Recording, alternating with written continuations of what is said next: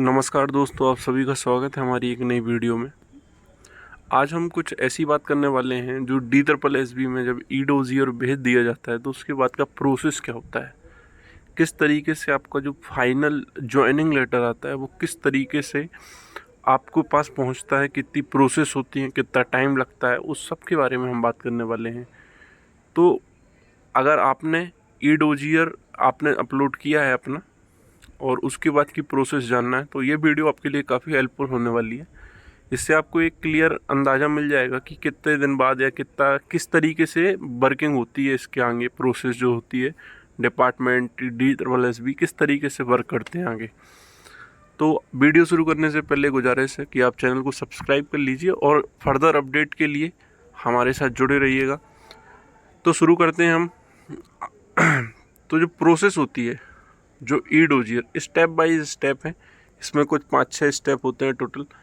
तो ये स्टेप जो होते हैं वो क्या होते हैं कि कुछ कुछ चीज़ें होती हैं, जैसे कि पहले क्या होता है, ई-डोज़ियर भरने के बाद मुख्य रूप से क्या होता है, स्क्रूटनी और वेरिफिकेशन होता है जो कि DSSB करती है अपने स्तर पे। जो ई-डोज़ियर मतलब कि जो ई-डोज़ियर मंगाती है उसके बाद तो इसमें क्या होता है, सभी कैंडिडेट अपने जो ई-डोज़ियर अपलोड कर देते हैं, तब DSSB के जो ऑफिसर्स होते हैं आपके अपलोड किए गए डॉक्यूमेंट्स, उसमें डिग्री, कास्ट सर्टिफिकेट, आधार कार्ड, इन सब की जांच करते हैं, है ना। अगर कोई कमी रह गई हो आपको तो एक रिकॉल नोटिस जारी होता है जो DSSB की वेबसाइट पे जारी होता है। तो वेबसाइट को देखते रहना, ये सबसे बड़ा एक आपका हेडेक रहती है।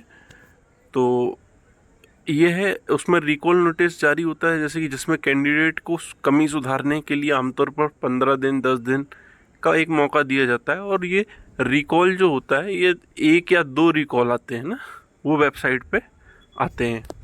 तो ये पहली बात हो गई जो DSSB स्क्रूटनी करती है अपनी तरफ से। फिर दूसरा, फाइनल रिजल्ट और कट ऑफ या मेरिट लिस्ट। सभी डोजियर और रिकॉल नोटिस के निपटारे के बाद जो होता है, DSSB क्या करती है, DSSB फाइनल रिजल्ट का नोटिस जारी करती है, जिसमें कैंडिडेट जो सेलेक्ट हुए होते हैं उनका रोल नंबर, उनका फाइनल कट ऑफ मार्क्स होते हैं। इसी के साथ एक वेटिंग पैनल भी होता है, मतलब वेटिंग लिस्ट भी होती है, को भी जारी करता है DSSB, जो आमतौर पर 1 साल तक, मतलब वेटिंग लिस्ट जो है 1 साल तक वैलिड होती है। ठीक है। तो अब फाइनल रिजल्ट आ चुका है आपका ई-डोज़ियर के बाद, स्क्रूटनी के बाद, सारी चीज़ें ना। अब तीसरा है ट्रांसफ़र, डोज़ियर ट्रांसफ़र। इसमें क्या होता है, मतलब कि जो यूजर डिपार्टमेंट होता है जिसमें आपका सिलेक्शन हुआ है, मान लीजिए सर्विसेज में आपका सिलेक्शन हुआ है, तो आपका जो डोज़ियर है DSSB उस डिपार्टमेंट को भेजता है जो यूज़र डिपार्टमेंट है आपका। ठीक है। तो फाइनल रिजल्ट आने के बाद DSSB जो है, का लगभग काम ख़त्म हो जाता है। वह आपको सभी फिजिकल ऑनलाइन डॉक्यूमेंट डोजियर को उस यूज़र डिपार्टमेंट, जैसे directorate of education MCD, new Delhi municipal council, या जो भी आपका संबंधित विभाग है उसको भेज देता है जिसके लिए आपने अप्लाई किया था। ठीक है। ये तीसरा चरण हो गया इसका। इसके बाद क्या होता है, इसके बाद चौथा जो चरण होता है उसमें होता है फिजिकल डॉक्यूमेंट वेरिफिकेशन। इसमें क्या होता है कि आपको जो यूजर डिपार्टमेंट है आपका, ठीक है, तो आपका जो विभाग का एक जो ऑफिसर ऑफ अपॉइंट भेजेगा ईमेल या पोस्ट के जरिए, और आपको एक निश्चित तारीख दी जाएगी। उसमें आपको ओरिजिनल डॉक्यूमेंट और फिजिकल, मतलब आपको उपस्थित होकर, आपका वहाँ बायोमेट्रिक वगैरह सब होगा, तो ओरिजिनल सर्टिफिकेट, फ़ोटोकॉपी के सेट ले जाने पड़ते हैं, और विभाग द्वारा दिया गया एक असिस्टेशन फॉर्म होता है जिसको भरकर ले जाना होता है उधर पे स्टूडेंट को ना। तो ये वहाँ पे यूजर डिपार्टमेंट एक बार फिजिकल वेरिफिकेशन करता है। ठीक है। उसके बाद जो पांचवी चीज़ आती है, तो पांचवी चीज़ होती है मेडिकल टेस्ट और पुलिस वेरिफिकेशन। तो मेडिकल टेस्ट नॉर्मली होता है जिसमें यूरिन और आपकी ब्लड सैंपल्स वगैरह और बीपी और शुगर ये सब जांच होती हैं। तो ये मेडिकल एग्ज़ाम जो होता है आपका, ये दिल्ली में ही किसी सरकारी हॉस्पिटल जैसे कि LNJP और DDU में, ठीक है, यहाँ मेडिकल लेटर देंगे आपको, वहाँ आपको जाकर लाइन में लगना पड़ेगा और मेडिकल टेस्ट कराने पड़ेंगे आपको, ठीक है। तो ये मेडिकल टेस्ट हो गया, नॉर्मल सा होता है, कोई दिक्कत वाली बात नहीं है।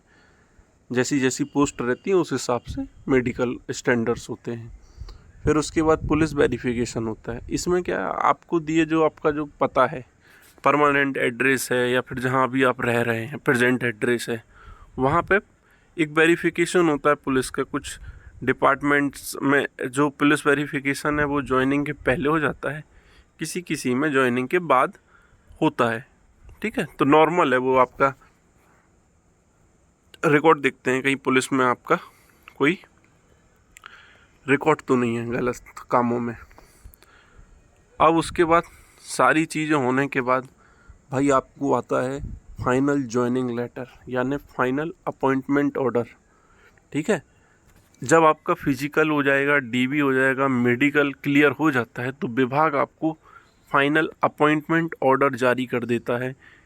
इसमें आपको बताया जाता है कि आपको कौन सा, अगर आपने TGT PGT के लिए भरा तो कौन सा स्कूल है, अगर आपने ऑफिस के लिए है तो कौन सा ऑफिस है, कौन सी यूनिट है, और आपको कितने दिन के भीतर ड्यूटी ज्वाइन करनी है। इन सब की जानकारी उस अपॉइंटमेंट लेटर के अंदर होती है।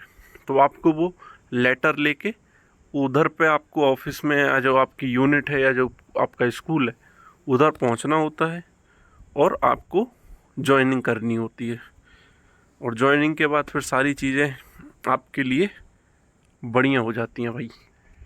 तो ये पूरी प्रोसेस थी भाई। अगर आपको वीडियो अच्छा लगा हो तो thank you so much, channel को सब्सक्राइब कर लीजिएगा, वीडियो को लाइक करिएगा। और जो भी आपके दोस्त भाई है जो DSSB का पेपर दे रहे हैं या जिनने E-डोजियर भेजा है, उनके मन में शंका रहती है ना कि क्या E-डोजियर के बाद सीधे फाइनल हो जाएगा। तो भाई सारी चीज़ें होती हैं जो स्टेप बाय स्टेप होती हैं, और उनको थोड़ा सा क्या है, हर चीज़ में ना सब्र रखना ज़रूरी होता है भाई, है।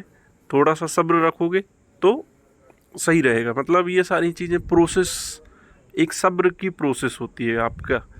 आपने अपना काम कर दिया, पेपर दे दिया, अब ये सारी चीज़ें होती रहेंगी। तो यही सारी चीज़ थी भाई इस वीडियो में। आपको वीडियो अच्छा लगा हो तो वीडियो को लाइक कर दीजिएगा, चैनल को सब्सक्राइब कर लीजिएगा, और DSSB की और भी जो चीज़ें हैं आपको अगर कुछ जाननी हो तो उसको आप कमेंट बॉक्स में कमेंट कर दीजिएगा, उसके बारे में भी आपको बता दिया जाएगा। और कोई डाउट हो तो उसको भी बता दीजिएगा, या कहीं कुछ गलती हो गई हो तो उसको भी बता दीजिएगा। और अगर आपको GK या करंट अफेयर की क्लासेस देखनी है तो हमारे चैनल पे वो भी प्रोवाइड है और आप उसको भी देख सकते हैं। तो भाई इतना ही था इस वीडियो में। Thank you so much. I hope आपको ये वीडियो अच्छा लगा होगा। जय हिंद, जय भारत।